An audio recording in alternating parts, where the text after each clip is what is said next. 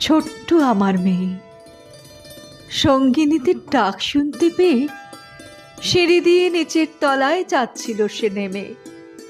অন্ধকারে ভয়ে ভয়ে থেমে থেমে হাতে ছিল প্রদীপখানি, আঁচল দিয়ে আড়াল করে চলছিল সাবধানে।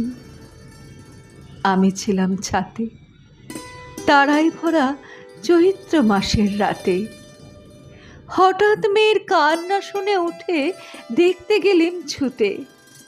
সিঁড়ির মধ্যে যেতে যেতে প্রদীপটা তার নিভে গেছে বাতাসেতে।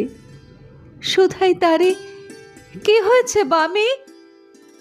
সে কি কয় নিচে থেকে, হারিয়ে গেছি আমি। তারায় ভরা চৈত্র মাসের রাতে ফিরে গিয়ে ছাতে মনে হলো আকাশ পানেছে। আমার বামির মতোই যেন অমনি কি এক মেয়ে, নীলাম্বরের আঁচলখানি ঘিরে দীপশিখাটি বাঁচিয়ে একা চলছে ধীরে ধীরে।